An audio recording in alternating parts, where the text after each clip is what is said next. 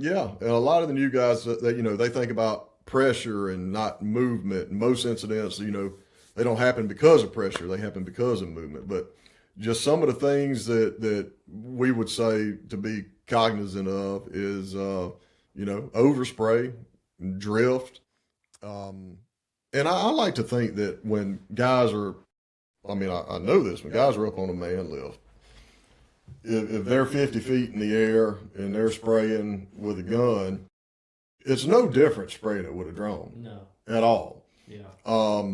But you have to keep in mind that drone is you're going to have the ability to, let's say, move 30 feet a lot quicker right. than that man lift will.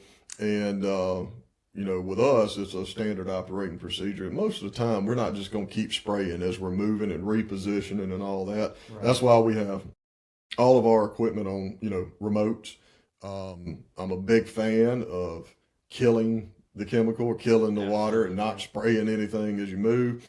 Now, some of the new guys that come in, if you're not working with places like Midwest, you may not have a remote. And if you operate in a Comet, then you can kill it with a drone controller, but I see guys all the time, they just keep that thing spraying, and as they're moving, and we operate a MoFlow or multiple MoFlows and Comets, and you just put your new Comet on a remote. Man, it's a game changer, man, because there's a practical side of it. Mm-hmm. If you have to keep that drone spraying, you can turn the servo and turn it off. Mm-hmm. And that Comet, they are meant, if you have an ample suggested by this manufacturer, 25-foot bypass. 25-foot bypass hose, they can withstand that back pressure long enough. But why? If you can help it, a remote is not that big, that much more of an investment to put that machine on a start-stop. Mm-hmm. Why would you? Dude, you're going to get so many more hours in working. You're not going to have near as many leaks out of it. It's worth it. And there's the practical side for the sake of the drone.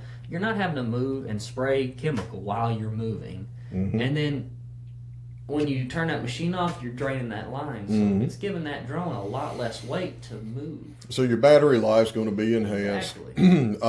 Longer flights, easier flights. And with the MoFlow, we don't kill the machine. We engage the clutch. Right. And that just makes life so much easier, because if you think moving a hose with a Comet is intense. Yeah, move it with a MoFlow. Yeah. When that MoFlow has got the hose filled up, that drone can almost stand up on the hose. Yeah, it gets pretty stiff on it. So we like to kill it, and just when we get relocated to where we need to be, we'll start over. We'll engage it, or we'll turn the Comet back on, and we're back moving. Everything's good to go.